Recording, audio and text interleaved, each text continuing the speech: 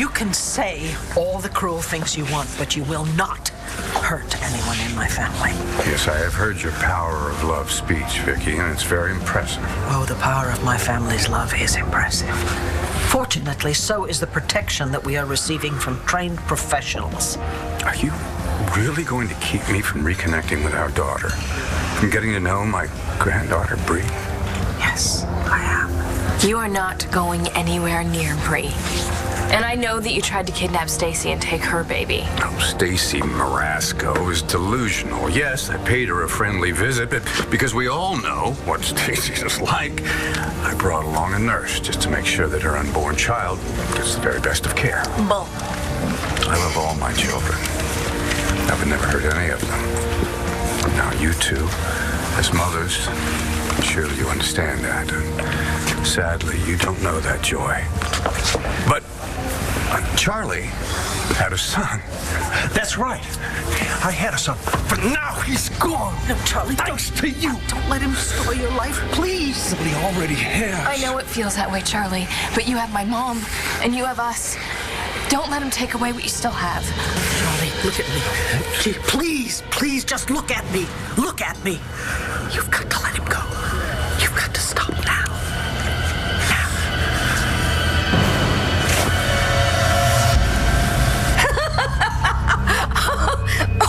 Mitch is blackmailing me. That's really absurd. John, I wonder if you'd please undo me from this. I mean, really, I am very claustrophobic. Of course, Brody. Thank you. And thank you. Oh, you're so welcome. Oh. Getting back to the story.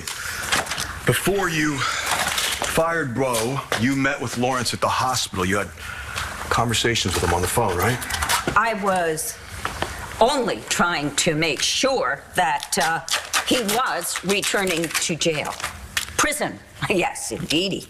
You took that up with Mitch instead of the DA's office or a judge? I wanted him to know that I wasn't afraid of him. Okay, so after your conversations with Lawrence about whether he is going back to prison or not, you made up these ridiculous charges about Bo. Bo dug his own grave. And your next act was to get Stan Lowell out of prison and give him the job as the city's top cop. After everything he's done to this town. I don't know, Dorian. Sounds like a lot of bad publicity to me and probably a recall. Now, you see, I only think you would do this unless someone was forcing your hand, and that someone is Mitch Lawrence.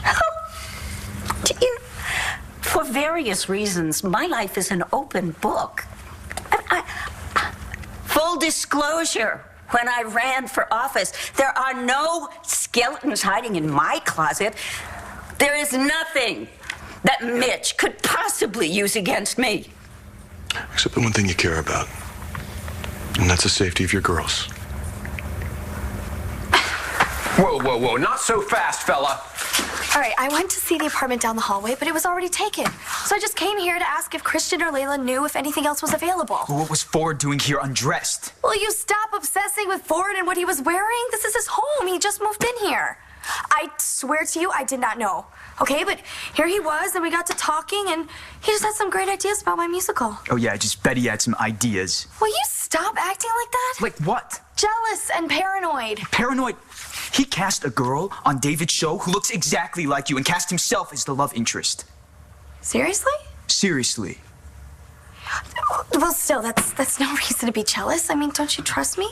You? Yeah. Him? Hell no. You think you can use my name, image, and likeness to put up a show on the web? Yeah, I do. You want to know why? Because you have no ancillary rights. Yes, I certainly do. Whatever those are. Let me make this simple for you. By contract, you're not entitled to any money I make off this show. Well, then let me make this simple for you. I want a cease and desist. You take that video down right now. Now, how am I going to do that? It's already gone viral. It's got more hits than the skateboarding cat. Has it really? That cat is so funny. Remember the part... Wait a second. Now, millions of people will think that I'm a card-carrying member of the Nerd Patrol. And where'd you find that loser you recast as me anyway? I ought to sue you for damages. Damages? That's right. David Vickers is not just a man, it's a brand. A brand synonymous with panache, savoir-faire, and have a seat hemorrhoid cream. But hey, if you want me to take down ugly David, I will. As long as you know that'll end any possibility of future royalties. Well, no, not so fast. Look, Rex, I want to help you, but Kyle and I barely get to see each other as it is, and if I take another job... Look, Fish, I wouldn't be asking if this were not the real deal. Mitch is serious. He and this nurse came after Stacy, and they will try it again if I do not help protect her and the baby.